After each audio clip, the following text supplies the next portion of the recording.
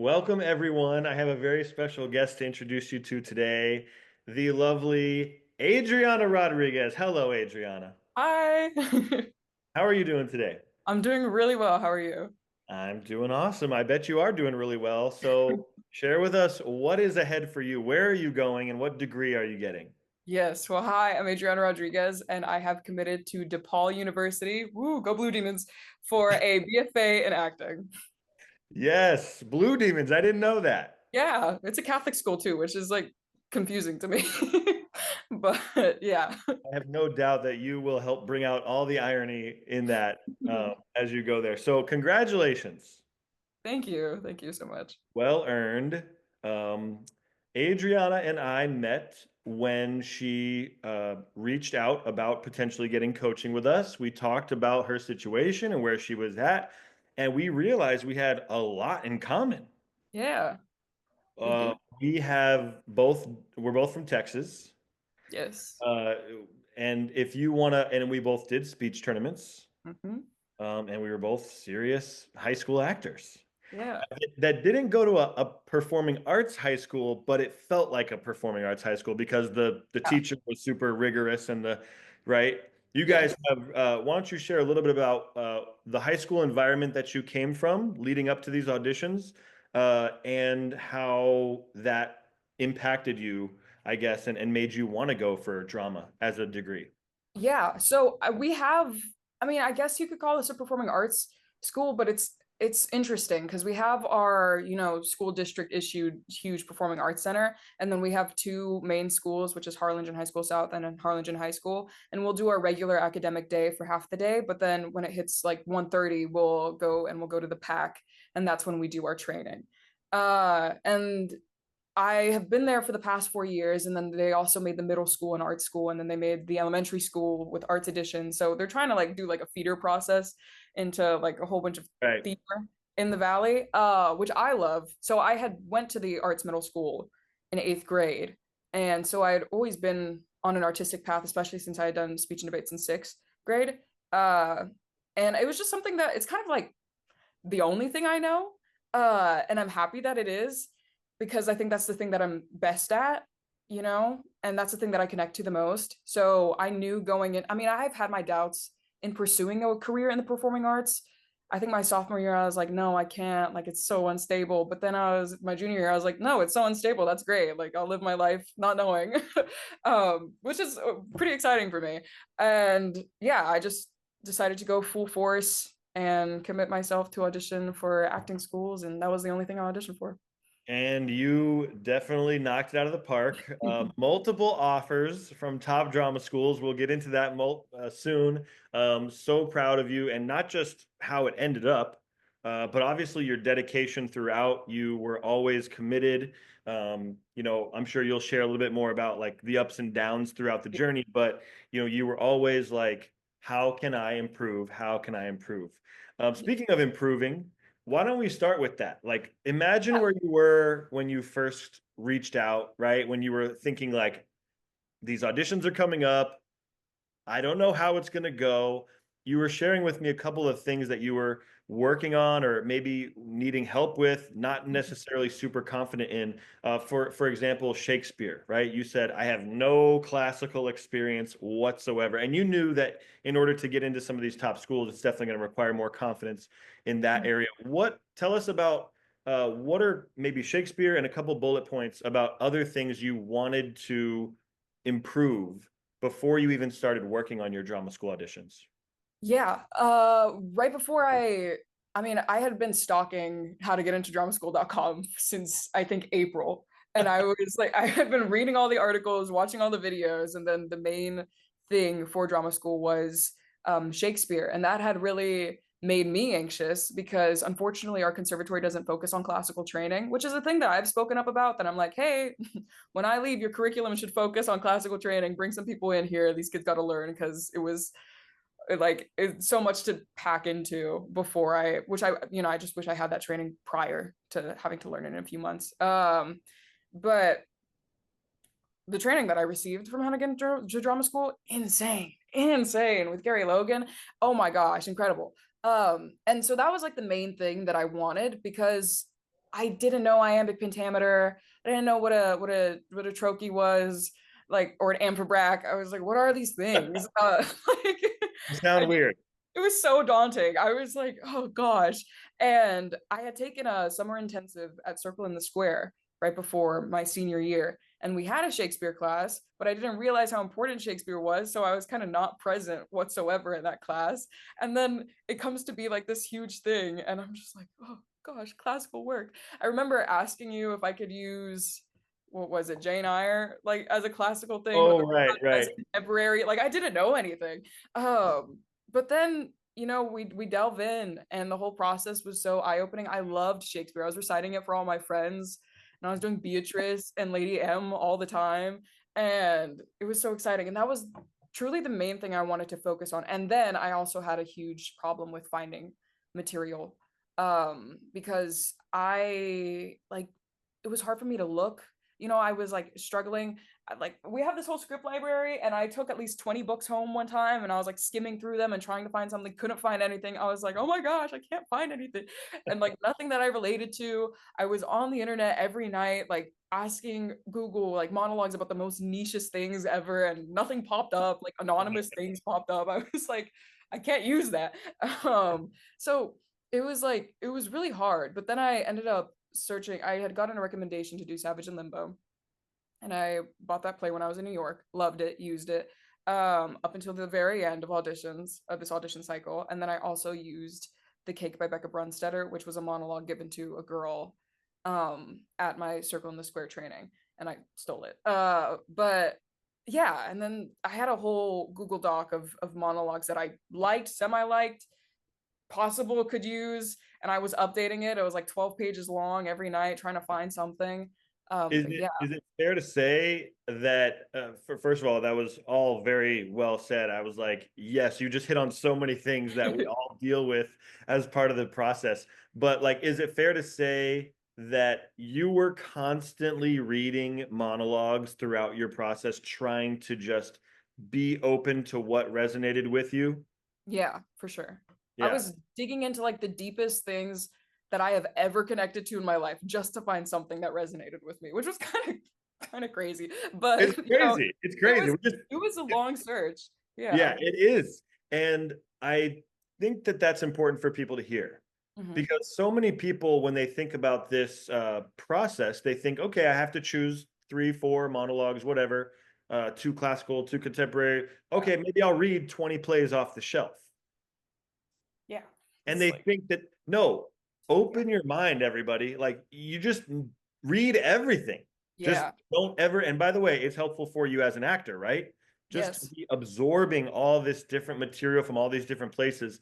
And just that effort that Adriana put in of like constantly looking, she's gonna feel like whatever she lands with, she did everything she could to find that. It's Hmm. not like she, cut corners or didn't really go for it. Like you really searched everywhere and you read as much as you could. And I just think that's, you're never going to do that again. I will tell you that right now. Whew. You will never read that much material in that short amount of time, like ever again. So that's cool that you got to like just span the whole spectrum of material. And you probably came across some weird corners of the internet. Weird. So like Tumblr post from 2010. Like I can't use that. Moving on. Okay, cool. So what did you land on with material? Yeah. So I chose, my main two contemporary monologues were Savage and Limbo, and then The Cake. And The Cake was my number one, and Savage was my number two. After my audition results, Savage should have been my number one because everyone was constantly asking for Savage. So there's a monologue if you guys want to go look at that one. Um, and then for Shakespeare, that one was pretty easy. I kind of played into my archetype of the roles that I played, so I did Lady M, because I'm always like villain. So when she's like, I don't know, she gave like that ominous vibe. So She's got that I darkness. yeah, I played her, and then I did Beatrice, who I loved. I loved her so much. But then she was So prose. So contrasting. yeah, yeah, that too. But that was prose, so I didn't get to use it for a lot. But Hmm. it did come up at my one of my most important auditions, and I was like, what? Because I had kind of thrown her away because it was prose. Um, and then I brought in a gender bent Valentine from Two Gentlemen of Verona. Okay. All right. Very cool. I always like to just hear like what did you actually choose and all that stuff. So school wise, let's talk schools. Yeah. What was your philosophy when you were putting together your school list and which ones you were going to apply to? A lot of people maybe are told, oh, make sure you have plenty of backup schools or make sure, forget about backups. Just do your main, like, what was your philosophy when you were putting together your school list? I had like 22 schools, and then I narrowed it down to I actually applied to 8. And if Okay. I'm being honest, for a lot of my journey, it was I had 3 top schools, but it was really Juilliard or nothing for me. And I had a great experience with Juilliard, and I ended up making it to callback weekend, which was so incredible and so fantastic, and I met so many great people. But when I got to the school, it didn't really like, I don't know. Like I loved it, but I don't I, like, I auditioned it as well, and then it auditioned me back, and I was like, I love y'all and I love y'all so much. But I think we didn't connect as I wanted it, as I guess we both wanted it to, or I wanted it to, and I wanted them to. But yeah, and then I had auditioned for all these other schools. I auditioned for USC, Carnegie, Ithaca, DePaul, BU, Emerson, and I think, oh, CalArts, and that was it. Yeah. Very cool. Very cool. It's always nice to hear like what are the schools that people are auditioning for. We obviously, if people work with us like you did, we give you our list of recommended programs, but we support Adriana's list 100% because you and you know the journey that you want to go on, and so it's cool to hear where you ended up applying. And it obviously, did well. We all have our top choice. We all have our Yeah. second choice. Totally normal.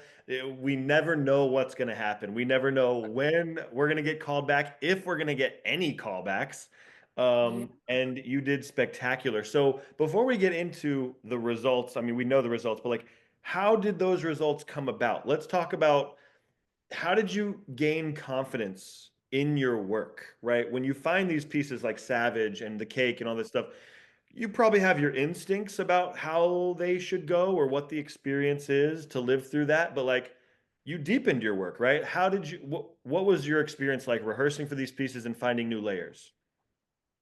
The most vital part to my practicing journey was getting coaching from y'all. It like because I have mentors here, but they are busy like all the time. They're planning the season with the musicals and plays, and I ended up getting some help from one of my directors.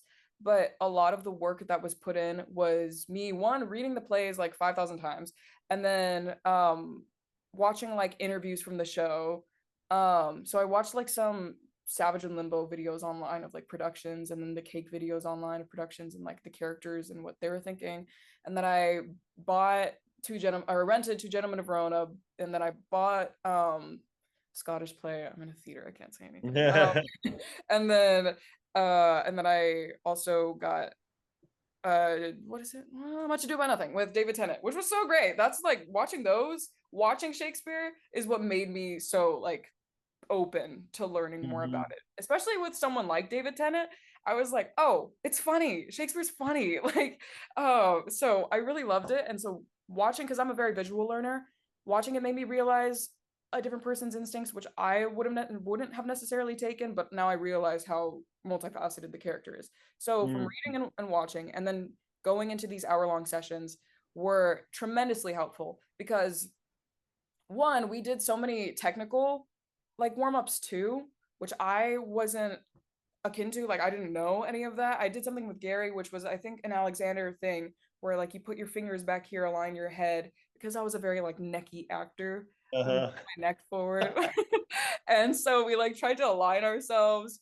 And so I learned not only through my character, but through the technical aspects of just being an actor with these sessions. And then then we actually got to delve in, and I realized something. I was like, I didn't know you could, you know, experience a character like that, or like ask yourself these Crazy. questions, and they open these new things. I did a session with Maggie, and oh my gosh, I did it with the Cake, and Oh my gosh. And I had never like sometimes I cry with the gig, sometimes I'm going through the motions.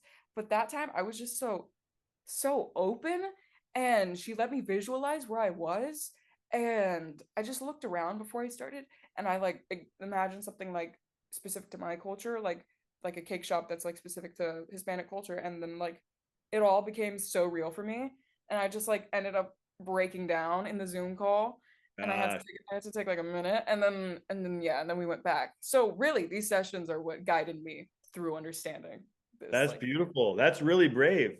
You know, the thing that really gets people into drama school is the quality of the work, but the quality of the work comes when someone is sensitive to their own imagination, right? So it's brave of you to be willing to like see that, feel that, and let yourself, you know, be yeah. sensitive to that and keep it rolling, as opposed to what we normally do in real life, which is like, uh-oh, emotional things are happening, like protection, Yes. whatever. That's the difference between like when you're on stage and when you're in real life. Is like on stage you actually go to the danger, whereas in real life we obviously protect ourselves from the danger, and that's why we love actors, because you're brave. We're seeing you do things and say things that maybe we wouldn't say or do in real life, but it's because you're sensitive to your imagination. So kudos to you for taking the note. Thank you. And that's so cool about Gary. And the funny, a lot of us actors, we all have our things, right? Necky Yes. acting, or overly tense shoulders, or Uh-huh. breathing weird, like just, so I'm so glad that you got to see all those little elements and become more self-aware of your instrument, Yeah. I you know? bring it into rehearsal now. And I used a lot of the stuff that y'all taught me with my troupe because we're still doing shows, one act play never stops. But I tell them like, hey, if you have a problem, like if you go forward, it's because you have energy and you want to move, but you're just putting it forward. And I tell them and I'm like, hey guys, this is what I learned. You're already a guest teacher for your high school. Speaking of high school, so for those listening who have done speech tournaments, we'll briefly just acknowledge Adriana as a champion, national champion. We both are national champions, Woo! actually, but you got a national championship in what, your freshman year? Am I Yes. right about that? In what Yes. category? Duo. Oh my gosh. So that's amazing. And then you like finaled sophomore year, junior, right? In which Yes. categories? I finaled again my sophomore year in duo, and then my junior year I finaled in DI. For those of you who don't know, like these are really competitive. It's like competitive acting, I guess, but Yeah, trying to beat someone in the moment. You just share your work, and obviously you get ranked in the room. But you only advance to that next round if you like rank a as the certain. number one or the number two, so it requires a lot of the skills that auditioning for drama school requires, which is like Mhm. being able to come into a room with your prepared pieces and sharing the work and Yeah. seeing how it goes, right? There's a different panelist behind that table, or in the case of speech tournaments, a judge, who ultimately have the power to advance you or not. And so you have to show up kind of consistently. You have to be able to do high quality work consistently, round after round. And I was so impressed. It's funny because before I ever met Adriana, I actually judged her at a speech tournament, one of the big national speech tournaments at Harvard. Um, Yeah. I, didn't- I, you know, Later you reached out to me and you kind of told me that you were at that tournament, and then I remembered the piece you did Yes. because I gave you the first place. You I know, went back and I searched for that ballot and I found it. I was like, it's true. I was not lying to you. She was fantastic, and so. Why did I bring all that up? Oh, what has speech tournaments taught you, or what has it given you? What are the benefits, do you think, of your speech tournament experience in terms of drama school auditions? Yeah, I have no fear of going up in front of a random person and just doing like my piece. I mean, obviously there's like set of nerves, especially when like stakes are higher than others. But like it's not foreign to me, especially when I went to unifieds and you just go into rooms and you audition and then you leave. I was like, this feels like a speech tournament. What am I doing? Like, but it was just, it's granted me that confidence to just like walk into a room, how to walk into a room, because that's also something that they adjudicate you on, like your presence when you enter and like, so I was able to walk into a room still and confident, and I knew things because of speech. Like I knew how to I plant my feet. I'm very like not like kind of stoic. And I didn't let it get to me too much because I had been doing this. This is my seventh year of speech, so I'm like, these things, like there's a lot of similarities in here. And in speech, you have 10 minutes to do your thing. Here in drama school, you have six, four, two. Like Mhm, mhm. so I'm there for a like lesser amount of time. I'm not in heels, so I'm feeling a lot better, honestly. Right. You have to like kind of dress up at speech tournaments, right? Yes. Just for fun, I'm curious, like, what was the difference in your wardrobe? Like, how did you approach drama school audition wardrobe versus speech tournaments? Because speech tournaments like formal. Yeah, it's very formal. I was stressed out. I did not know what to wear. I ordered many things before my Unifieds week, and I was like, this will work, and I'll wear this on this audition because these are these school colors. So subliminally, I will. It was crazy. I wore red to Carnegie. I wore blue to Juilliard. Wow, I love it. um, so, yeah, I just tried to be. I was like searching on Pinterest for like a certain vibe. None of them hit. And then when I went on Google, a lot of them were really dated, like the jewel tone dresses from 2012 that everyone would go to their MTVFA audition. I'm like, I'm not gonna wear that. And I just had to like wear what I was comfortable in. And so I wore my baggy jeans, my staple pair of jeans. I wore a nice top that I didn't feel too conscious in, and I let my curls and my hoops out, and I was like, this is me. This is what I show up as every day. I'm a pants girl. I'm not a dress girl. Yeah. And when I went to drama school auditions, everyone else was dressed as fully them. I don't think there was anyone who was in well, I mean, I don't there There's was pro- some people. yeah, you have the right philosophy. You found the right philosophy, which is like, I'm just gonna be me. Yeah. Hello. Yeah, and there's people who were authentically them. Like some people showed up in a sweatsuit and I was like, okay, that's you. Like that's how you feel most comfortable. They're not judging you on attire, just like if you're a good actor. So yeah. Yeah, exactly. And it's easier to be a good actor when you feel like you're in your zone, you know? Yeah. If you're dressing out of your own zone because you think it should be this or it should be, it's just going to affect your acting. Like you said, it's going to make you feel conscious or whatever. Like wear a shirt, wear clothes that you can move in and that you can like, Yeah. I said hey, I said well because someone had worn a costume that I saw and I was like, oh. But whatever. see some funny. You'll see some. Okay, cool. So now we go to the audition. Yes. The day has arrived. Do you remember what you were feeling like when was it Unifieds that you first went to? Yes. That And you was were kind of like, did you have to travel for those? So like you land, Oh, NYU was my first audition. NYU was your first. Did you go to New Yeah. York for this? I went to New York in January. That was crazy because I thought that they had Chicago dates. Turns out they don't have Chicago dates. I can't plan it for Unifieds. And then they only have a New York well, they didn't only have a New York date, but they had a New York date in 5 days. And I was like, okay, I'm gonna do it. And then I just signed up and in 5 days, all of a sudden I'm having my first college audition. And it was actually a great experience. I loved it a That's lot. So cool. How yeah. did it? So I want you to just freestyle. How did the audition experience go? And then we'll get into like actually getting accepted and like what happened in the room with DePaul and stuff like this. But like in general, Okay. So NYU was fun. I think I was a bit too artsy. I'm not gonna lie. Like, I was with my straw. It's because I went in the holding room and I was practicing my pieces full volume. And a lot of the other people who were auditioning weren't doing that. So I was like the only one like speaking in the holding room, like doing everything and like stretching and going berserk and I felt crazy. I was like, are we not actors? What's going on?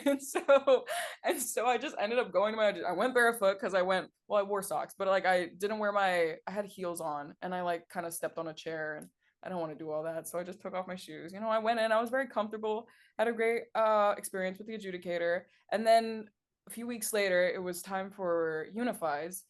And my Juilliard audition was the first one that kicked off the entire week on Sunday, which I was like, oh my gosh. And I was actually really happy that I did NYU before Juilliard. I'm so happy Juilliard wasn't my very first audition in the whole audition cycle. Um, why? well, it's because I hold it on such a pedestal. But I was Just like, wanted to kind of break the ice first. Yeah, I did for sure. Like I didn't know what it was gonna be like. And my friends had described it as a speech comp, but I'm like, I don't know how Juilliard works. I don't know if it's like this crazy thing. And it was. It really was. Can I talk about that? Because it Please, was I want to crazy hear. day. Okay, so I had gone in 9:30 a.m. I was in the second group. Oh, great news. When I went down there, I was by myself. My mom had stayed up in the hotel. I looked down, I looked to my side, Gabby is there. And yes, and I Freaking had just Gabby. worked with Okay, her. for those of you who don't know, Gabby's a Juilliard graduate. She's a coach on our team, so friendly face right off the bat. Yes, right off the bat. I looked to my side, Gabby's there. We had just worked on my Lady M 2 weeks ago, and I was like, I'm safe. I am so like I just feel like so much like anxiety relieved. I'm like, I can talk to this woman, like I can feel at one. And so I came up to her, I was like, Do you remember me? And she was like, Yes, I remember you. And then we like hugged. And so like I had her there and it was great. I saw Kathy, who was like some like celestial being in my head because everyone always talks about Kathy Hood, and then I finally see her, and I was like, oh my gosh. Um, Anyways, we go into the holding room, and I was put in group two. I was like the third to last person in group two, and I was making friends, or I was listening to everyone, and everyone was like getting along with each other really well. And I'm like, I'm not nervous yet since I'm later in the group, but I thought what we were going to do is break to lunch, second group goes, and then everything is called. So I go get my water. They call out all of group one after their audition is done. I'm like drinking water down the hall, trying to listen who gets the call back. And then Kathy's like, We've decided to call back no one from this session. And I'm like, oh no, no, no, no. I'm freaking out. Like, I go to the restroom. I'm like, it's time. Possible. Like, I have to lock in. This is hard. Um, and so I come back, all of my friends that I made are gone and I didn't get anyone's contact. So I'm like, what just happened? And then I'm with like the remaining seven people in my room. We're all petrified and we're all it was bad. And we're all stretching. We're doing our thing. Then like at least 10 minutes pass. Gabby calls me in. I'm like, okay, okay, I got this, I got this. I bring my water bottle in. I'm there. I see I don't want to mess up any names. Derek and so I have my two adjudicators and they're there and I do my cake and then I took it really slow. And because I was so anxious and because the cake starts off so anxious, I was like, this worked out. Um and then I go into Savage and then I go into Lady M. And I think, oh well, actually no, I'm such a liar. I wanted to Yeah, cake because and you have to do two, right? yeah, well, no, I did the cake, and then I did Lady M, and then I start getting asked like, "What is Savage and Limbo about?" And I'm like, "I read the play 5 times. I can tell you exactly what Savage and Limbo is about." So I tell them what Savage is about, and then they make me do Savage, and so I do Savage. It's fun, and then they ask me for my song, and mind you, everyone who had went before me was saying that they only did their two, so they're asking me more and more, and I'm like, okay, okay. And so they asked me for my song. I sing La Borinqueña, which was very personal to me. It's a Puerto Rican revolutionary anthem. And so I sang that. And then they gave me an adjustment. They said, okay, can you act like you're singing as a lullaby? I'm like, yeah, I can do that. I can do that. Yeah. But right before I finished La Borinqueña the first time, I was sobbing because I got really emotional. And so then they asked me to do the lullaby, and it's hard for me to get through the lullaby because I'm like, this is even more sad for me. And then like what I appreciated is that after I finished the song, I kind of just like was with my baby for like 10 seconds, and then they didn't stop me and say, well, thank you. It was until I like morphed out of it that they were like, thank you. Like they let me stay in it, They which let meant a you lot. kind of hold the room until you gave it back. Yeah. And then I left and I was like feeling pretty good. I was like, that was a lot. And I'm like shaking, like every part of me is trembling. Kathy Hood comes out after the thing finishes. She's all like, um, okay, we do have callbacks for this group. I'm like, okay. And then it's three people on the list. One of them who actually made it into the school and we're real tight. Like during callback weekend, that was my friend. We were a Chicago gang, and I'm so proud of him. And I saw my name and I was like, oh my gosh, didn't take a picture. My mom was so mad at me. Uh, Oh yeah, my gosh. yeah, she was so mad. And then, I did my callback, did Savage. They asked for my Lady M. Evan had directed me not to do the neck thing. I guess I did it. Uh, creep up, when we get nervous sometimes the habits creep up. That's all right.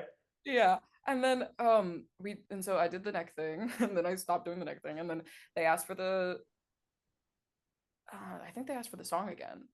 Oh no. Okay, this is where they asked for Beatrice. And I was like, oh no, Gary told me to put that away because it's prose.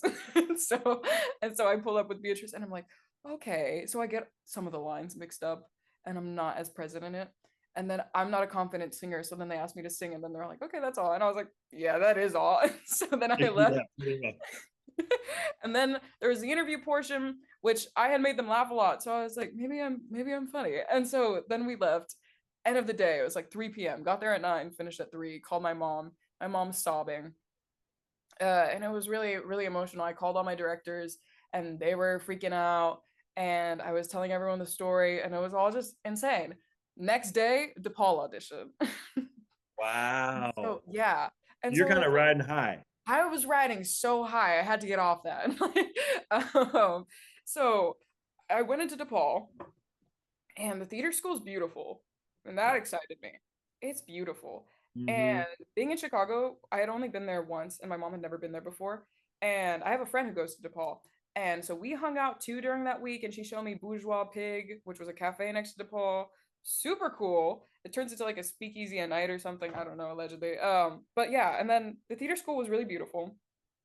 Got in there, met a whole lot of people. And what I appreciated most a lot about my DePaul is that it was the most diverse audition like that I had in terms of Hmm. students who showed up, which was Hmm. really relieving to me because that was the thing that I was looking for coming out of the valley, which is 98% Hispanic. I want to be, surrounded by more people.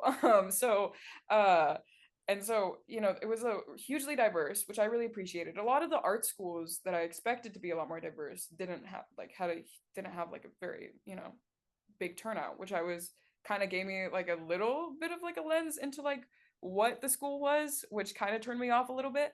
But DePaul, because of its like already cohort of people that auditioned, I was like, home. Good And sign. so Good sign. yeah, it felt good. And then we started doing warm-ups with Rob, and that was really fun. We're moving around the space, and then Bob we is the did head our of the audition. program. Yes, and then we did a audition in front of each other, which was really crazy to me. That's where it felt like a speech tournament. That's where I was like, Yeah, it's like, let me come up here. my turn.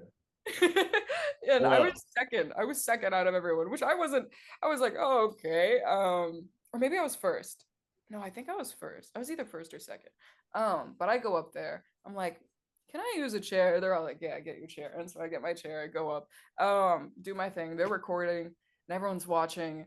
And I'm like, okay, nothing I'm too like I don't know, but also I'm like Which pieces did you do? I did the cake only. Yeah, they only asked for the cake here. And Cool. I go back, at least 8 people later, another girl does the cake, but a different cut. And I was like, oh, hey, twin. And so this is important because I thought it was funny because we started bonding after the fact. And then they called us back in for partner work. And I had stayed for like a really long time before they called me back in. And they do like these open ended scenes, where it's A, B, and you say really random phrases and try to make something of it. And it Yeah. was me and her. It was me and the other girl who did the cake who had to Oh, wow. That's funny. so no, it was actually really, really smart because I think, since we have similar tastes, we can come up with the similar kind of, I don't know, our Yeah. brains. Yeah. Yeah. Yeah. That's how it felt. Um, and we went in and we ended up like playing X's and it was a murder scene. And then Rob came into our ears and he whispered like, "Okay, you're gonna do this, but the person doesn't know about that. You're gonna," and I was like, "Okay, this is fun." And then when we revealed like what we were thinking, it was like almost the exact same thing. And that was really fun. And then I finished and that was my only audition. Oh no, I had BU after that, which was really simple. I just went in, went out. And that was the thing for a lot of them. Cal Arts was one of my favorite auditions. Hmm. Adjudicators, so nice. Or panelists were so nice. So very kind people. And that made me really excited. And everything that they listed about the kind of artist they were looking for felt like a checklist of who I felt like I was as a person. So I was like, okay. Like I felt really happy. Um, you know, leaving that audition. And I scheduled my days. They were all low key just one audition a day compared to the MT students who were running around doing dance calls, doing all these crazy things. I was like, Right. oh, Right. Ooh, I can't do that. The audition that finished the week was Carnegie, and oh, it was so cool. Because I went in there, and the head of acting, after I finished my Shakespeare, looks at my resume and he's like, "G. Logs. Oh, he would be very proud. I understood your Shakespeare very well." It's like, yes. Yeah, Um, they will comment on Gary Logan if he's on your resume. yeah. That's And I was awesome. happy. Carnegie Mellon snagged Gary Logan. I mean, Yeah. Gary Logan was when he was open to becoming a faculty at any different school. Those, Carnegie Mellon won the lottery there. Uh, Yeah, like yeah, so yeah, he's incredible and so supportive and patient, and all the like when he goes like and says like a story, it's like, oh my gosh, edge of your seat, like waiting. Incredible. And so yeah, and that had pretty much concluded my Unifieds week. The thing that I didn't like the most is that I had to stay in the loop for like the entire week, and the loop kind of gets a bit like redundant after a while. Mhm. So, but Chicago is really fun. I wish my mom and I went exploring more, because now that's where I'm And going. now, We can now. now you Which can. yeah, Um, and DePaul is really cool. We should get Rob on. Actually, Rob said he would come on the channel. So Rob is the co-head of the BFA program at DePaul, Rob Adler. And I know Paul from LA. We've done some work together, and he is really passionate about this um, training and specifically the relationship to Chicago and like almost like improv as acting technique. yeah, That's why part of the audition is an improv. Like at Juilliard, we did improv in the training, but it wasn't part of the audition because it wasn't necessarily like part of what they're evaluating. Whereas with DePaul, they need to see right from the start that you're comfortable like throwing yourself into improv. yeah, And not like improv like we think of like sketch comedy or Second City. I mean, although it's some of the same principles, but like literally just creating something from an imaginary circumstance right here, right now. And you were able to yeah, play with that. I mean, you yeah. clearly were able to play with that. You were able to play with other types of training as well. You're just ready for training, Adriana. Yes, I am. I'm so excited. And that's what I love about Chicago. Is their theater scene. It's so incredible. And I was talking to my friend Sadie at the audition, and she came back from like I think a yoga class, and she was like, "Hey," and I was like, "I'm pretty sure we can't be talking to each other." And she was like, "I wish you the best of luck." and, and like and then she left. And when we did the improv, I'm such a scared improver because that's why I don't do the debate aspect of speech and debate, because I can't do impromptu. I can't do that. That's scary. I gotta have a prepared, memorized Yeah, speech. yeah, yeah. But that got me out of my shell so much and let me like just go at it. And then like if it's gonna be 4 years of that, I'm so excited to come out of there Yeah. like, being able to just trust my instincts and not have to rely on a paper. It's so valuable as a career skill as well. So many, films, television, even if it's super scripted, sometimes in the auditions, they'll ask you to play. Just like Yeah. forget the script, just do it again, just your own. And if you're more comfortable with that because that was part of your training, Mhm. right? You're at an advantage career-wise for like a lot of commercials are improv, Mhm. various things. So it's a great thing. I think it'll be good. Okay, cool. So now let's talk about the actual moment. Like after all the auditions happened, you're finding out if you're going to get into any of these places. What Yes. are some of the ups and downs, the emotions, the thoughts running through your head? Um, I think it was so I don't remember the first school I was accepted to. I think it was CalArts. I think they let me know end of February. Um, and that was really nice. Just Because email? They call you, email you? no, no, no. It was just like an update to my portal, and then I checked, Right, and right. I was got into CalArts, and we were all happy. Yeah. Um, and then I had gotten into Ithaca. I don't remember the timeline of these things. I do know I had gotten into DePaul at Juilliard callback weekend. And Wow. yeah. So the thing was is that I had checked. There was a lot of BFA students there, and they're all like Carnegie came out, or like Carnegie had already come out for the MTs, but then people were like saying that Carnegie came out. So I'm checking my email. I didn't get into Carnegie, and I'm like, okay, DePaul is out too. There's an update to my status portal. So then I check, and I'm like, but I got into DePaul. And so you win some, you lose them. It was back to back. Um, Okay, right in that same moment. Yeah, right in that same moment. And it was at Juilliard, which I was like, oh, crazy. And there's so much anxiety in my heart that whole weekend. I was like, this is so high stakes. And then like that really just relieves so many things. Um, and then we went to lunch and I had a great brownie from their cafe. And I kept I kept it to myself. I was like, you know, everything will work out. And I finished the weekend a lot more at ease. I think I was a lot more at peace, you know, with whatever the universe's or God's plan was for me. I just like, whatever. I'm very much like rejection is redirection. So like whatever happens to me happens. I left Juilliard callback weekend like, yeah, I didn't get in. but but You were I had feeling, I know you told me that. You were feeling like, and look, I know it's cliche. Everybody says like you're auditioning the school as much as they're auditioning you. Look, we all get it. They're the ones who get to say whether you're accepted or not. They have that power. You don't necessarily have that power, but you can feel the chemistry if it's there yeah, or not. And you're kind of saying like, look, you had a whole weekend, right? yeah, And for whatever reason, at this time, it's not like it would be different last year or next year or whatever, but for whatever reason, this go around, it was like, didn't necessarily feel the magic. yeah. Right? I don't, yeah, that's a great way to put it. The chemistry between me and the school. I had I don't know. I really don't know how to describe it because it was such a great experience and I did learn so much and their teachers there are just incredible. But there was just something that hadn't clicked. And I think that's because when I had finished my audition for them, I was the first person to go that day. Like group A won. I was like, what? Are we serious? I didn't warm up, didn't They do want my you to set the monologue. tone, Adriana. No, it was bad. Like, I finished my monologue. Like, okay, it was one like 9 a.m. Didn't drink water an hour before. My vocal cords aren't hydrated. I didn't have time to run my pieces beforehand. So I'm like, I'm going in here sucking. Like I knew. I was like, oh, so I like went in there, tried. My voice is dry. I have to sing. I'm like, okay. And then like I have friends who are like, I got them after lunchtime, so they were laughing. And I was like, um, Yep, yep.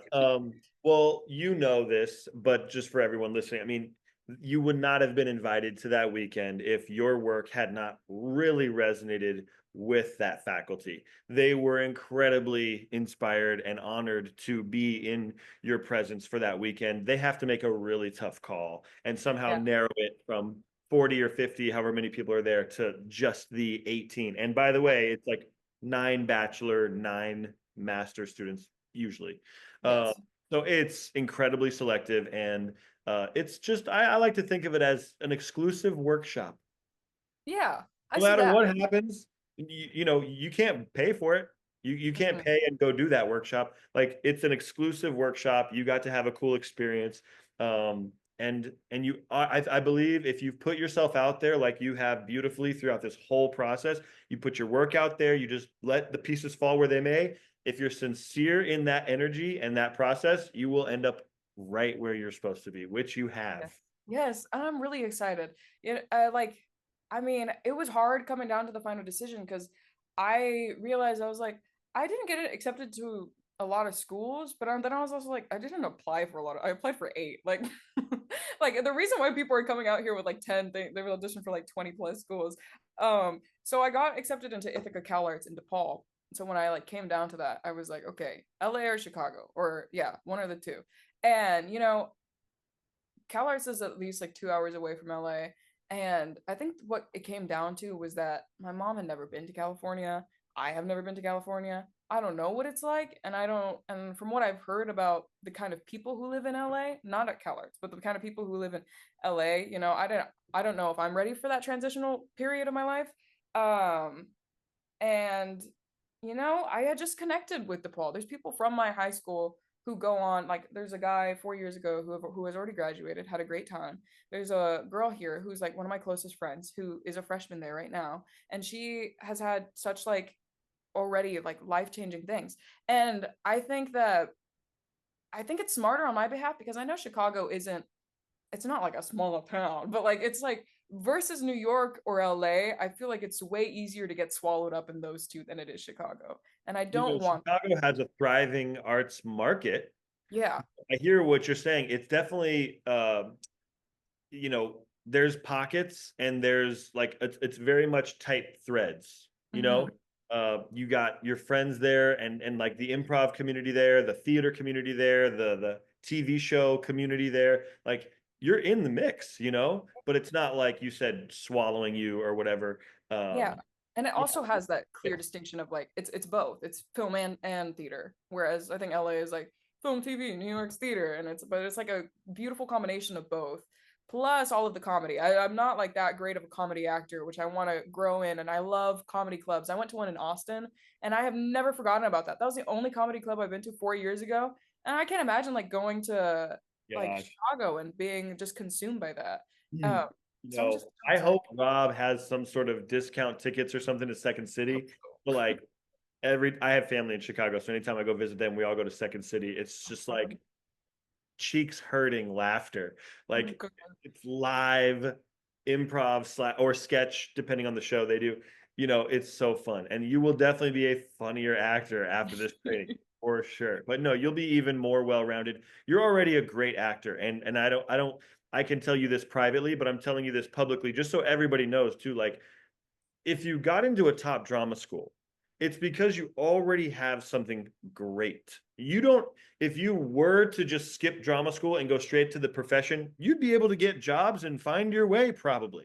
Mhm. You are believing that the best next step for you is investing in your training at the highest possible level, maximizing like whatever you do have artistically, right? And I think that this is going to be an awesome environment for you, but just like don't ever over subscribe to, you know, any you have a lot of instincts, your voice, your humanity.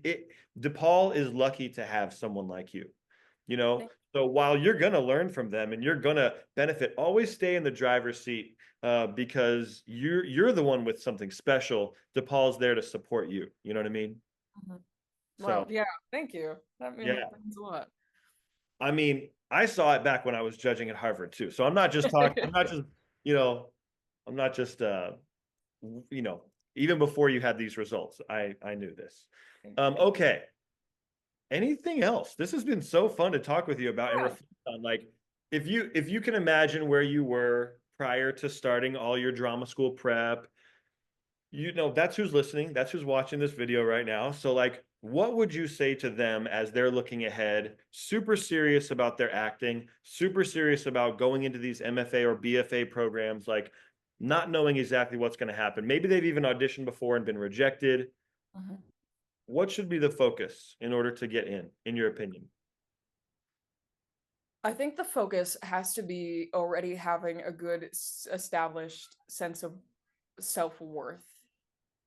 Um, and knowing that this entire process will be hell, but it does not dictate who you are as a performer whatsoever. And do the work, research. You can't just pop up in there and like be like, I read the monologue from a monologue book. Like you gotta know it. That's Do the beautiful. work, get the coaching. It's so worth it. It will open your eyes to so much. Like, and it's so good to have a third eye, like a other perspective on that, because we can get so bottled up in our own things. I know that when I perform, I have to like stop myself, start again because I didn't like the way it went. But like with coaching, I have to go the full way through, pick what I liked, what I didn't like, learn that no two performances are the same, and keep going. And when I say earlier, like have an established sense of self-worth, it's because you can like I knew that every day at Unifieds, just because I had great results at like a really good school, doesn't mean I'm gonna have great results at another school. Like it really depends from day to day who I show up as, you know? Like my Boston audition was horrible.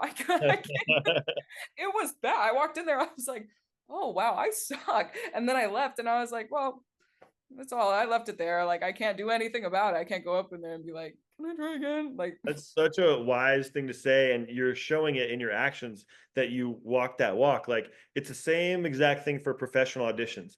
There's certain professional auditions that are higher stakes and lower stakes, and whether it's high stakes or low stakes, sometimes you kill it and sometimes you blow it. You know, yeah. like you just got to be like next. Yeah, and it happens. And Got to you can't, prepare the best you yeah, can. you're not going to be like incredible Oscar winning actor every day. And that's also something that I had to realize. I'm like, although like I may consider myself like a present and strong actress, sometimes I'm not that, and that's okay. Like sometimes, like for me, I was like, maybe it's like every other day that I'm good. Like I can't, I had to time out my things, like, but no, like it's seriously, don't put that pressure on yourself. I don't like if you're consistent, that's kind of boring. Like consistently, like I'm always gonna hit my marks here, cry here, do that. Like no, live in it.